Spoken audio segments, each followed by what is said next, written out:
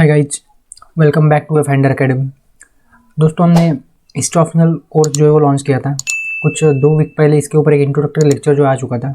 Second lecture आने में देरी होगी, लेकिन आज के बाद जो लेक्चर्स आएंगे वो रेगुलर आएंगे। और जैसा कि मैंने कहा था कि ये कोई क्रैश कोर्स नहीं है, it is a complete history optional course. इसमें हम टोटल सिलेबस जो है वो एकदम फ्री में और डिटेल में कवर करेंगे, जो कि पेड कोर्सेज में भी या फिर पेड क्लासेस में भी आपको पढ़ाया नहीं जाता। ओके, सो लेक्चर स्टार्ट करते हैं। सबसे पहले तो आज हमारा जो टॉपिक होगा वो होगा सोर्सेज का। आपका जो सिलेबस होता है एंशिएंट हिस्ट्री का, इसमें सबसे पहला टॉपिक सोर्सेज ही है और ये टॉपिक काफ़ी इंपॉर्टेंट है। हर साल इस टॉपिक से कम 2 सवाल, 1 या 2 सवाल तो आते ही है।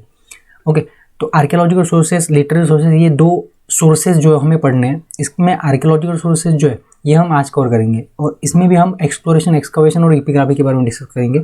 न्यूमिज्मेटिक्स और मॉन्यूमेंट्स के ऊपर अगला लेक्चर आएगा और लिटरेरी सोर्सेज के ऊपर एक अलग से लेक्चर आएगा। मतलब 3 लेक्चर में सोर्सेज वाला जो टॉपिक है वो हमारा कवर हो जाएगा और डिटेल में होगा।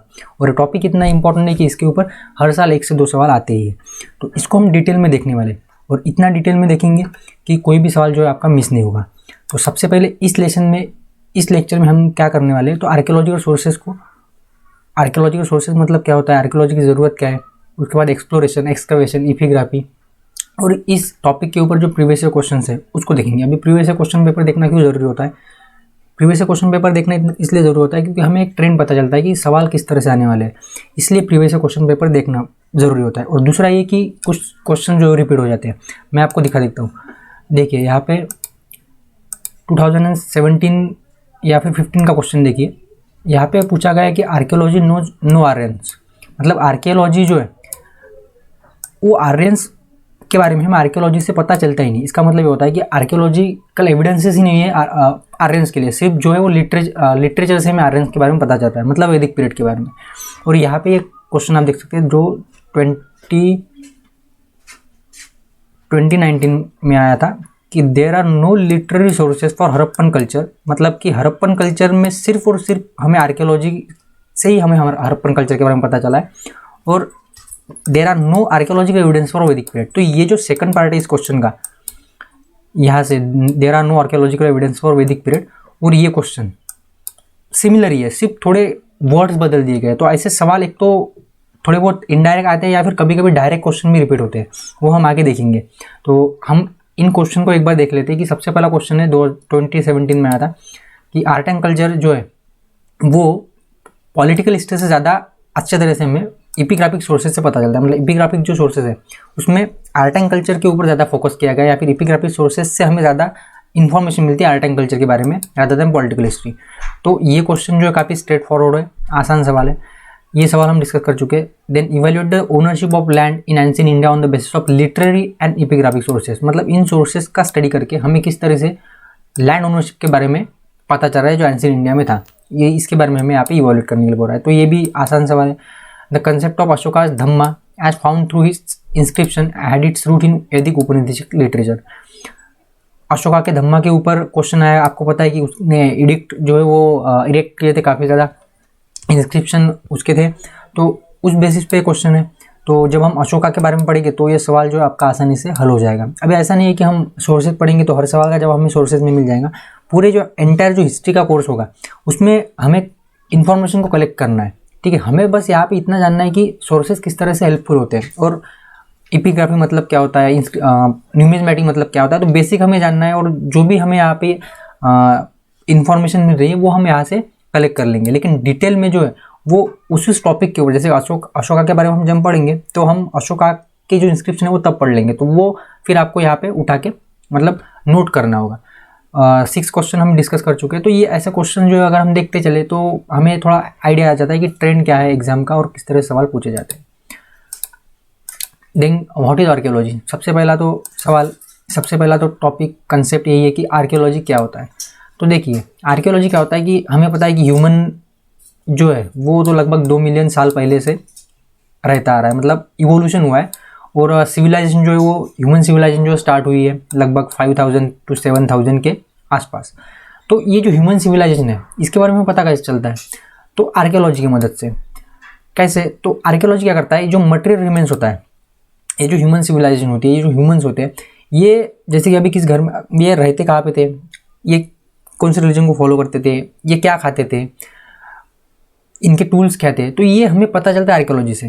क्योंकि ये इनके जो वेस्ट जो होते हैं, इनके जो मटेरियल रिमेन्स होते हैं, ये जो चीज़ें पीछे छोड़ जाते हैं, जैसे कि वेस्टिज मतलब जो अवशेष होता है ग्रैंड पैलेसेस टेम्पल्स का, उसके बाद पॉटरी पीसेस, सीड्स से हमें पता चलता है कि वो क्या खाते थे, पोलेंस हैं, बोन्स है, आर्टिफैक्ट्स हैं, स्कल्पचर्स है, इंस्क्रिप्शंस हैं, तो इससे हमें इनके सिविलाइजेशन के बारे में पता चलता है। और आर्कियोलॉजी यही है, आर्कियोलॉजी मतलब कि ह्यूमन पास्ट जो है उसके बारे में हम स्टडी करते हैं थ्रू देयर मटेरियल रिमेन्स और ऑब्जेक्ट्स, जैसे कि आर्टिफैक्ट्स मतलब कोई भी पोर्टेबल ऑब्जेक्ट हो सकता है जो ह्यूमन मेड हो, जैसे कि पॉटरी हो गया, टूल्स हो गया। ओके, तो इसके ऊपर तो क्वेश्चन नहीं आएगा कि आर्कियोलॉजी क्या होता है, लेकिन बेसिक तो पता होना चाहिए कि आर्कियोलॉजी क्या होता है। The archaeology studies history from the development of first stone tools around 2.5 million, मतलब जब फर्स्ट स्टोन टूल डेवलप हुआ था, जैसे कि मैं बता चुका हूँ 2 मिलियन ईयर्स अगो ह्यूमन का इवोल्यूशन स्टार्ट हुआ था, तो तब से आर्कियोलॉजी हमें हेल्पफुल है। आर्कियोलॉजी जो है वो इतना ज़्यादा इंपॉर्टेंट है, और आर्कियोलॉजी की इंपॉर्टेंस क्या है ये हम नेक्स्ट स्लाइड में देखने वाले, लेकिन यहाँ पे आपको आर्कियोलॉजी क्लियर होना चाहिए कि आर्कियोलॉजी क्या है। ओके, सो ये क्लियर हो गया होगा। Now what are archaeological sources, दो तरीके के आर्कियोलॉजिकल सोर्सेज होते हैं, एक तो होता है एक्सप्लोरेशन, दूसरा होता है एक्सकवेशन। अभी एक्सकवेशन मतलब क्या है कि कोई हिस्टोरिकल साइट है, हमें लग रहा है कि ये हिस्टोरिकल साइट है, तो वहाँ पे हम डिगिंग करेंगे, वहाँ पे हम खुदाई करेंगे, और वहाँ से फिर हमें टूल्स, पॉटरी, कॉइन्स, ऑर्नामेंट्स, इन सब के बारे में पता चलेगा कि, और इनसे हमें पता चल सकता है कि वो जो सिविलाइजेशन थी वो किस तरीके के पॉटरी यूज़ करती थी, और पॉटरी अगर वो यूज़ करती थी तो उसका क्या बेनिफिट्स हो सकता है या फिर क्या पर्पस हो सकता है, टूल्स के बारे में पता चलता है, ऑर्नामेंट्स, कॉइन्स, तो ये न्यूमिज्मेटिक मतलब कॉइन्स का स्टडी करना, ऑर्नामेंट्स, इपिग्राफी मतलब इंस्क्रिप्शन का स्टडी करना, तो ये एक्सकवेशन हो गया, सिंपल डिगिंग, ठीक है।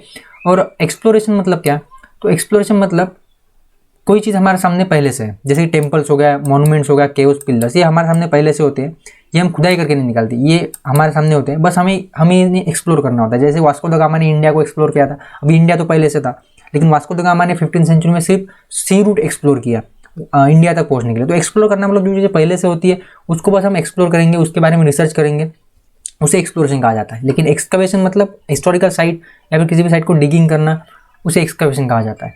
तो आई होप ये आपका क्लियर हो गया होगा कि आर्कियोलॉजिकल सोर्सेज के दो तरीके मतलब किस तरह से होते हैं, एक्सप्लोरेशन और एक्सकवेशन में क्या डिफरेंस है।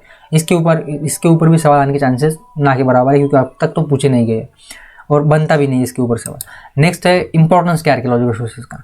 तो ये आपको ऐसा सवाल आ सकता है कि what is the importance of archaeological sources and what are the issues involve in it. तो अभी ये कोई नहीं बताएगा कि आर्कियोलॉजिकल सोर्सेज में इश्यूज क्या होते हैं।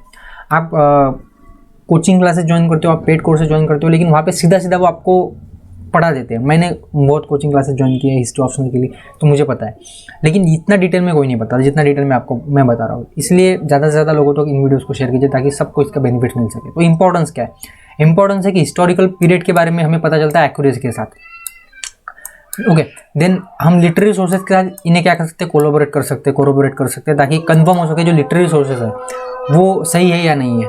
तो ये एक इम्पॉर्टेंट हो जाता है आर्कियोलॉजी सोर्सेज का कि हम इसको कंफर्मेशन के लिए यूज़ कर सकते हैं लिटरेरी सोर्सेज के साथ। Then helpful for studying prehistoric and protohistoric period. Prehistoric period और प्रोटो हिस्टोरिक पीरियड को स्टडी करने के लिए हेल्पफुल है। अभी क्योंकि क्या होता है कि प्री हिस्टोरिक पीरियड और प्रोटो हिस्टोरिक पीरियड में जो लिटरेरी सोर्सेज है वो अवेलेबल नहीं होते। अभी लिटरेरी सोर्सेज क्यों अवेलेबल नहीं होते, क्योंकि पढ़ाई लिखाई तब इवॉल्व नहीं हुई थी। प्री हिस्टोरिक पीरियड मतलब स्टोन एज आ गया आपका, और प्रोटो हिस्टोरिक पीरियड मतलब आपका इंडस वैली सिविलाइजेशन। तो इंडस वैली सिविलाइजेशन के लोग पढ़ना लिखना जानते थे, लेकिन हम उनका जो उनकी जो राइटिंग्स है वो समझ नहीं पाए, डिसिफर नहीं कर पाए। तो ऐसा पीरियड जिसके बारे में हमें लिटरेरी सोर्सेज अवेलेबल नहीं है, तो ऐसे पीरियड के लिए तो आर्कियोलॉजी इंपॉर्टेंट हो जाता है। तो ये इंपॉर्टेंस हो जाता है आर्कियोलॉजी सोर्सेज का। एक तो एक्यूरेसी के साथ हम हिस्ट्री को पढ़ सकते हैं, क्योंकि इसके साथ कोई छेड़छाड़ नहीं हो सकती। आर्कियोलॉजी मतलब जैसे कि सपोज इंस्क्रिप्शन है, इंस्क्रिप्शन मतलब क्या होता है, दीवारों पे लिखना, मतलब स्टोन पे लिखना। तो वहाँ पे आप उसके साथ कुछ अल्टरेशन नहीं कर सकते, तो वो एक्यूरेसी वहाँ पे आपको मिलती है। लेकिन अगर आप कुछ लिख देते हो तो वो हो सकता है वो समय के साथ मिट जाए या फिर कोई उसमें कुछ छेड़छाड़ कर दे, लेकिन इसमें ऐसा नहीं होता। आर्कियोलॉजी इसलिए इंपॉर्टेंट हो जाता है, इसलिए मैंने यहाँ पे बताया कि एक्यूरेसी इंपॉर्टेंट, मतलब यहाँ पे एक्यूरेसी के साथ हमें हिस्ट्री को पढ़ने में हेल्प करती है। देन लिटरेरी सोर्सेज के साथ कोलैबोरेट करती है, और प्री हिस्टोरिक और प्रोटो हिस्टोरिक पीरियड जो इसके लिए भी एक इंपॉर्टेंट हो जाता है। देन नेक्स्ट इसमें कुछ इश्यूज होंगे। अभी इश्यूज क्या है, क्योंकि ट्रॉपिकल रीजन जो होता है ना, वहाँ पे जो क्लाइमेट होता है वो फेवरेबल नहीं होता है प्रिजर्वेशन के लिए, जैसे कि पॉटरी हो गया या फिर किसी भी तरीके की जो चीज़ें होती है उसको प्रिजर्व करने के लिए ट्रॉपिकल रीजन जो है फेवरेबल नहीं है। क्यों? क्योंकि वहाँ का जो क्लाइमेट है वहाँ पे हेवी रेन होगा, एसिडिक सॉइल होगी, वार्म क्लाइमेट होगा, डेंस वेजिटेशन होगा, तो इस वजह से वो एविडेंस जो वो मिट जाता है। फिर फ्लड, वोल्केनिक इरप्शन, ऐसी कुछ टेक्टोनिक एक्टिविटीज जैसे कुछ नेचुरल जो कैलामिटीज होती है वो डिस्ट्रॉय कर देती है एविडेंस को। ये एक इशू हो सकता है आर्कियोलॉजिकल सोर्सेज के साथ, लेकिन ये तो फिर लिटरेरी सोर्सेज के साथ भी इशू जो है हो सकता है। Then moist and humid climate भी जो है वो सुटेबल नहीं प्रिजर्वेशन के लिए, जैसे कि आयरन जो उसे रस लग जाता है, जैसे Ganga delta region humid region है। तो ये कुछ इशूज जो है वो आप बता सकते हो। तो अब तक हमने देखा कि आर्कियोलॉजी क्या होता है, आर्कियोलॉजी के टाइप्स हमने देखे डिटेल में, ठीक है। उसके बाद हमने कवर किया कि क्या उसकी इंपॉर्टेंस है और क्या इशू, क्या आर्कियोलॉजिकल सोर्सेज के जो है वो इश्यूज हो सकते हैं। अभी हम डिटेल में एक एक जो टॉपिक था, जैसे कि एपिग्राफी हो गया, न्यूमिज्मेटिक हो गया, इसको कवर करेंगे और इसके ऊपर सवाल बनता है। एपिग्राफी के ऊपर सवाल आ चुका है, मैं आपको पहले ही दिखा चुका हूँ। एक बार हम फिर से देख लेते हैं एपिग्राफी के ऊपर जो सवाल आया था। देखिए एपिग्राफिक सोर्सेज के ऊपर ये क्वेश्चन है। First question, art and culture are reflected to far greater extent than political history in epigraphic sources, comment. अभी इस सवाल का जवाब आपको अभी मिलने वाला है, अभी देख लेते हैं क्योंकि हम इसको अभी कवर करने वाले हैं। एपिग्राफिक सोर्सेज, ये है एपिग्राफी। सो यहाँ से हम एपिग्राफी को स्टार्ट करते हैं। अभी एपिग्राफी मतलब क्या होता है, तो स्टडी ऑफ इंस्क्रिप्शंस और एडिक्ट्स, इसे कहेंगे एपिग्राफी। तो फिर इंस्क्रिप्शन मतलब क्या, तो ये जो आपके सामने दिख रहे हैं, देखो यहाँ पे ये स्टोन के ऊपर लिखा है कुछ, तो मंदिरों में ऐसा ज़्यादातर मिलता है हमें। वॉल के ऊपर कुछ लिख दिया है या फिर पिलर्स है, ये पिलर्स है, इसके ऊपर कुछ लिख दिया, तो इसे कहेंगे इंस्क्रिप्शन। इंस्क्रिप्शन मतलब any writing that is engraved on stone walls of buildings, temples, pillars, rocks and even on the seals and copper plates. इसके ऊपर कौन लिखते थे, इंडस वैली सिविलाइजेशन के लोग लिखते थे। और इंडिया का ओल्डेस्ट जो इंस्क्रिप्शन है वो इंडस वैली सिविलाइजेशन में ही मिलता है, ओल्डेस्ट इंस्क्रिप्शन, जो कि सील था, ठीक है। सील मतलब उनके कुछ कॉइन्स होते थे वो, ओके। सो इंस्क्रिप्शन मतलब क्या कि दीवारों पे लिख दिया, कोई भी मतलब जो ठोस चीज़ है उसके ऊपर लिखना, वो है इंस्क्रिप्शन। और इसी के स्टडी को कहा जाता है एपिग्राफी। और अशोकन जो इंस्क्रिप्शन है वो मोस्ट फेमस है, हमें पता है। और ओल्डेस्ट जो इंस्क्रिप्शन है वो इंडिया का हड़प्पन सिविलाइजेशन में जो सील्स है वो है, दुनिया का नहीं है, दुनिया का ईरान में है, ओके। सो एपिग्राफी मतलब क्लियर हो गया। देन देखते हैं कि इसका इंपॉर्टेंस क्या है, पर्पस क्या है, इंस्क्रिप्शन का पर्पस क्या है। तो सबसे पहले तो मोनार्कियल जो ऑर्डर्स होती थी, राजा महाराजा जो होते थे तब, अभी राजा महाराजा के जो ऑर्डर्स होते थे वो किस तरीके से लोगों तक पहुंचाए जाएंगे, तो फिर इंस्क्रिप्शन का सहारा लिया जाता था, ताकि पब्लिक्स को उनके जो डिसीजन है, जैसे कि टैक्सेशन से रिलेटेड रूल्स एंड रेगुलेशन है, लॉ एंड ऑर्डर है, उसके बारे में पता चल सके। उसके बाद जो ऑफिशियल्स होते थे कोर्ट के, ठीक है, उन्हें भी एडमिनिस्ट्रेटिव डिटेल्स के बारे में इन्हीं से पता चलता था। Ashoka was the first, Ashoka, इसके ऊपर सवाल आ चुका है प्रीलिम्स में कि कौन सा राजा पहला राजा था जिसने मोनार्कियल ऑर्डर को पब्लिक तक पहुंचाने के लिए इंस्क्रिप्शन का यूज़ किया, तो वो था अशोका, ठीक है। सेकंड, थर्ड, समटाइम जो मैसेज है वो टेम्पल वॉल्स के ऊपर भी लिखा जाता है, स्तूपास के ऊपर भी लिखा जाता है, तो इससे हमें पता चलता है कि रिलीजन के बारे में पता चलता है और रिलीजियस पर्पस के लिए भी इंस्क्रिप्शन का यूज़ होता था, ये भी हमें पता चलता है। और ईरान जो है दुनिया का ओल्डेस्ट इंस्क्रिप्शन ईरान में मिलता है, बोगाज गोई। इतना ज़्यादा एग्जाम के पॉइंट ऑफ व्यू से इंपॉर्टेंट नहीं है, लेकिन फिर भी जनरल नॉलेज के लिए हमें पता होना चाहिए। देन नेक्स्ट, हमें इंपॉर्टेंस क्या है इंस्क्रिप्शन का, तो वही इंस्क्रिप्शन जो आर्कियोलॉजी का इंपॉर्टेंस है वही इंस्क्रिप्शन का इंपॉर्टेंस है, लेकिन यहाँ पे थोड़ा डिटेल में देखना है क्योंकि इसके ऊपर सवाल आ सकता है कि इंस्क्रिप्शन का इंपॉर्टेंस क्या है। तो इंस्क्रिप्शन जो है वो मेन सोर्सेस है for reconstructing the history and current culture of ancient civilisation, ठीक है, ये हम देख चुके हैं। It serves as a primary documentary evidence to establish legal, socio cultural, literary, archaeological and historical antiquity on the basis of engravings. मतलब कि जो हमारे पास जो भी सिविलाइजेशन को हम पढ़ना चाहते हैं उस सिविलाइजेशन के बारे में एक प्राइमरी डॉक्यूमेंट का ही काम करते हैं। उसके बाद रिलायबिलिटी, ये रिलायबल होते हैं क्योंकि ये स्टोन्स और मेटल्स के ऊपर लिखे जाते हैं जिनके साथ हम टैंपरिंग नहीं कर सकते। तो जेन्युइननेस के ऊपर कोई सवाल इसके ऊपर कोई खड़ा कर नहीं सकता, क्योंकि एक बार जो पत्थर पे जो लिख दिया वो लिख दिया, उसे आप मिटा नहीं सकते, उसके साथ टैंपरिंग नहीं कर सकते। तो रिलायबल है, ड्यूरेबल भी है, मोर ड्यूरेबल है देन मैन्युस्क्रिप्ट्स ऑफ टेक्स्ट और बुक्स, जो हाथ से मतलब जो हम पेपर्स के ऊपर लिखते हैं उससे ज़्यादा ही मतलब ड्यूरेबल ही है ना। तो ये कुछ इसके इंपॉर्टेंस है।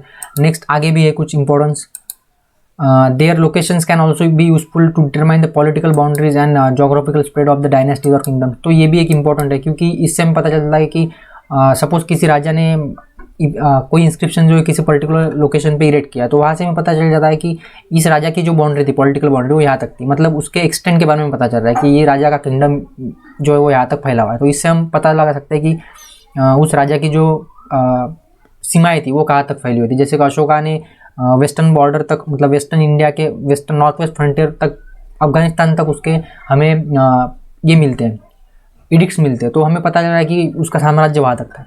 ठीक है, तो जो लिटरेरी सोर्सेज जो है उसको हम करेक्ट कर सकते हैं, ताकि जो एग्जैगरेशन होता है, कभी कभी एग्जैगरेशन हो जाता है ना, जो कोर्ट पोएट्स होते हैं जिनको राजा महाराजा जो है वो पैट्रोनेज देते हैं, मतलब शय देते हैं, तो वो क्या करते हैं, वो तारीफ तो करेंगे फिर राजा महाराजा की, तो फिर ऐसे जो एग्जैगरेशन होते हैं, जो तारीफों के पुल बांध देते हैं, फिर सही भी नहीं होते कभी कभी, तो हम उसको करेक्ट करने के लिए जो है इन इंस्क्रिप्शन का जो है वो इस्तेमाल कर सकते हैं। जैसे बाणभट्टा जो है, बाणभट्टा ने काफ़ी ज़्यादा मतलब बड़ा चढ़ा के हर्षा के बारे में बताया था, तो हम हर्षा के बारे में पता लगाने के लिए फिर इंस्क्रिप्शन उस दौर के जो है वो पढ़ सकते हैं for the sake of correctness of literary sources. तो एग्जैगरेशन को चेक करने के लिए इनका जो इस्तेमाल है वो हो सकता है। They are valuable source on the political, socio cultural, economic and administrative history of the time. बिल्कुल, पॉलिटिकल हिस्ट्री के बारे में पता चलता है, सोशो कल्चरल लाइफ के बारे में पता चलता है, इकोनॉमी के बारे में पता चलता है, एडमिनिस्ट्रेटिव हिस्ट्री के बारे में पता चलता है। This shed light on the agrarian life, settlement patterns, ये तो सब कॉमन पॉइंट्स है, ये आप लिख सकते हो। तो ये है इसका इंपॉर्टेंस, ये हमने डिटेल में देखा। नाउ वन बाय वन देखते हैं कि as a source of political history जो है, इसके ऊपर सवाल आया था ना, हमने अभी देखा था कि पॉलिटिकल हिस्ट्री हमें इंस्क्रिप्शन से कम पता चलती है, rather than art and culture काफ़ी ज़्यादा पता चलता है। तो ये हम इन बेसिस पे, आप इन स्लाइड्स के बेसिस पे हम सवाल का जवाब दे सकते हो। देखिए अभी पॉलिटिकल हिस्ट्री में किस तरीके से इंस्क्रिप्शन जो है पॉलिटिकल हिस्ट्री का सोर्स मतलब काम करता है, कि हम पॉलिटिकल हिस्ट्री भी हम रिकंस्ट्रक्ट कर सकते हैं। तो इंस्क्रिप्शन जो है वो हमें लीनियज जो है, राजाओं की, जो राजा महाराजाओं की जो लीनियज होती है, लीनियज मतलब जो वंश होते हैं उनकी, उन वंश के बारे में पता चलता है, उनकी डायनेस्टीज की हिस्ट्री के बारे में पता चलता है कि वो लिख लेते हैं। जैसे कि भोजा जो था एमपी में, आपको पता है राजा भोज थे, राजा भोज का जो ग्वालियर इंस्क्रिप्शन है ना, तो ग्वालियर इंस्क्रिप्शन से हमें पता चलता है कि उनके प्रीडेशर, मतलब जो पूर्वज थे, उनके बारे में और उनके अचीवमेंट्स, तो वो लिख के रखते थे। तो हमें पता चल रहा है कि उस राजा के जो पूर्वज थे और उन्होंने क्या क्या अचीवमेंट्स किए। तो ये इसलिए इंस्क्रिप्शन इंपॉर्टेंट हो जाता है। और ये फिर इसके ऑथेंटिसिटी के ऊपर भी कोई सवाल नहीं खड़ा कर सकता, क्योंकि वो राजा ने खुद लिखा है। ओके, सो ये एक इम्पॉर्टेंट हो जाता है। और मैं बोला था ना कि जो इंस्क्रिप्शन होते हैं ना वो रिलायबल होते हैं, तो इसलिए रिलायबल होते हैं। Then we can infer about the political boundaries, इसको हम अभी डिस्कस कर चुके हैं कि पॉलिटिकल बाउंड्रीज जो किंगडम की, वो भी हम लोकेशन के बेसिस पे इन्फर कर सकते हैं। ओके, सो एग्जैगरेशन को हम क्या कर सकते हैं, यहाँ पे करेक्ट कर सकते हैं, चेक कर सकते हैं। जो कोर्ट पोएट जो है वो पैट्रन के प्रेज में कर देते कभी कभी। Sometimes inscriptions of different dynasties make different claim, जैसे कि मैं अभी बता चुका हूँ कि ये राजा अलग क्लेम करता है, दूसरा राजा अलग क्लेम करता है, तो हमें एग्जैक्टनेस क्या होती है वो पता चल सकती है इंस्क्रिप्शन के बारे में। जैसे गुर्जर और प्रतिहार जो इंस्क्रिप्शन है वो ऐसा क्लेम करते हैं कि जो वत्सराज है उसने पूरे कर्नाटक के ऊपर कब्जा किया था, लेकिन कंटेम्पररी जो राष्ट्रकूटा के इंस्क्रिप्शन है वो कुछ और ही क्लेम कर रहे हैं। तो इस तरीके से हम जो क्लेम्स है उसको क्रॉस चेक कर सकते हैं। तो ये पॉलिटिकल हिस्ट्री, बस पॉलिटिकल हिस्ट्री के बारे में हमें इतना ही पता है, मतलब ज़्यादा कुछ हमें पॉलिटिकल हिस्ट्री के बारे में हमें क्या पता चल सकता है कि कोई राजा कब उसने शासन किया, उसने क्या किया, एक्सेट्रा एक्सेट्रा। लेकिन आर्ट एंड कल्चर के ऊपर हम काफ़ी कुछ इसके, मतलब आर्ट एंड कल्चर जो काफ़ी कुछ पता चलता है इंस्क्रिप्शन से। जैसे कि आप इंडस वैली सिविलाइजेशन का एग्जाम्पल ले सकते हो, या फिर उससे भी पहले अगर हम जाएँ, एक मिनट हम देख ही लेते हैं आर्ट एंड कल्चर के बारे में। आर्ट एंड कल्चर, तो इंस्क्रिप्शन जो है, जैसे कि मैं बोल रहा था कि इंस्क्रिप्शन हमें वॉल्स के ऊपर जो लिखा है वो इंस्क्रिप्शन है। तो स्टोन एज में, मेसोलिथिक पीरियड में हमें गुफाओं में जो पेंटिंग मिलती है वो भी एक इंस्क्रिप्शन से हम उसे बोल सकते हैं। तो हम आर्ट एंड कल्चर को कितना डीपली और कितना पहले से हम जान सकते हैं इंस्क्रिप्शन की मदद से। इसीलिए वो सवाल आया था कि आर्ट एंड कल्चर जो है वो ज़्यादा रिफ्लेक्ट होता है इंस्क्रिप्शन से, और ज़्यादा इन्फॉर्मेशन जो इंस्क्रिप्शन से मिलती है रादर देन पॉलिटिकल हिस्ट्री। तो इंस्क्रिप्शन जो इन्फॉर्मेशन हमें प्रोवाइड करता है on art, culture, religious practices, architecture of the time they build. हमने अभी देखा था कि रिलीजियस पर्पज के लिए भी इंस्क्रिप्शन का यूज़ होता था।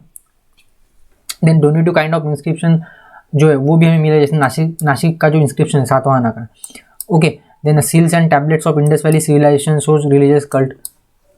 Then some inscription through light on the development of various arts, dance, music forms etcetera in parts of south India में जो डांस वगैरह होता था इसके बारे में भी हमें यहाँ से पता चलता है। तो ये आप सीधा सीधा यहाँ पे लिख सकते हो नोट कर। फॉर एग्जांपल यहाँ पे pillars of eastern and western gateways of Nagaraj temple जो साउथ इंडिया में, तमिलनाडु में है, तो वो हमें पता, वहाँ से हमें पता चला कि 108 तरीके के डांस पोजेस थे जो कार्व फिगर्स में जो थे।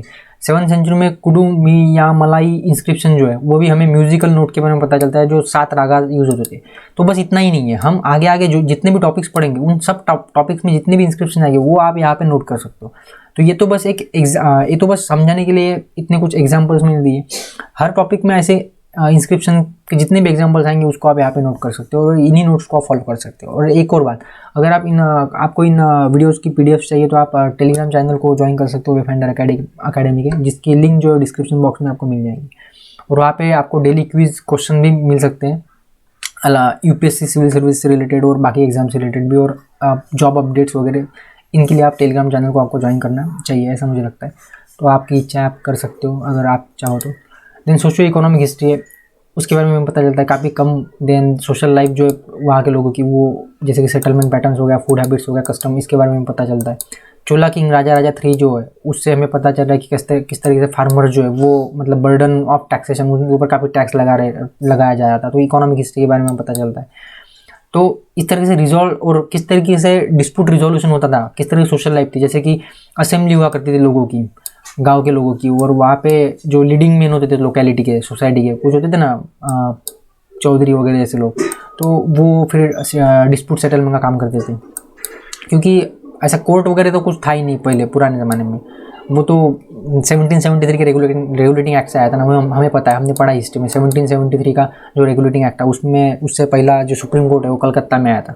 तो पहले तो ऐसा ही होता था। तो हमें पता चलता है कि किस तरह से फिर जस्टिस की सिस्टम थी, किस तरह सोशल सिस्टम थी, शादियाँ किस तरह से होती थी, लोग कैसे रहते थे, टैक्सेशन क्या था, फार्मर्स की लाइफ कैसी थी, सब हमें इंस्क्रिप्शन से पता चलता है। Then what is next, administrative inscription से कुछ जो आपको एग्जाम में आ सकते हैं, जैसे कि सोहागुरा कॉपर प्लेट इंस्क्रिप्शन, इसके ऊपर शायद यूपीएससी 2018 में या 2019 में शायद सवाल आया था। 3rd सेंचुरी BC का है, गोरखपुर डिस्ट्रिक्ट में, यूपी के।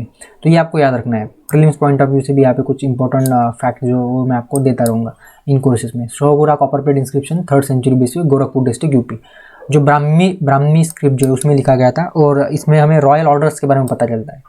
Okay, then Junagadh rock inscription है रुद्रदमन का। अभी ये आपको पता है, फेमस है। जूनागढ़ रॉक इंस्क्रिप्शन किस लिए, तो रुद्रदमन ने जो क्या बनाया था, लेक रिपेयर किया था, तो उस लेक के बारे में इंस्क्रिप्शन है। ओके, देन अशोका की एडिक्ट्स, तो ये तो फेमस है, अशोका के बारे में हम जब पढ़ेंगे तो हमें पता चल सकता है। फिर बानसिकरा कॉपर प्लेट इंस्क्रिप्शन है हर्षा का, इसके बारे में अभी डिस्कस कर चुका हूँ। देन प्रयाग प्रशस्ति है समुद्रगुप्ता की। ओके, देन हाथी गुफा इंस्क्रिप्शन से कलिंगा ऑफ खारावेला के जो कलिंग है उनके हाथी गुफा। तो ये इंस्क्रिप्शन आपको प्रीलिम्स पॉइंट ऑफ व्यू से इंपॉर्टेंट है, तो ये आपको याद रखना है, ठीक है। तो इस लेक्चर में तो इतना ही था, मतलब इंस्क्रिप्शंस को हम देख चुके हैं, एपिग्राफी को। नेक्स्ट लेक्चर में हम न्यूमिज्मेटिक को देखेंगे। और अगर आप चाहते हो कि ये कोर्स बना रहे रेगुलर फ्री में और ज़्यादा डिटेल में कोर्स में लाने वाला हो, तो इसके लिए आपको इन वीडियोस को शेयर करना होगा आपके दोस्तों के साथ, क्योंकि ये कोर्स जो कम्प्लीटली फ्री होने वाला है।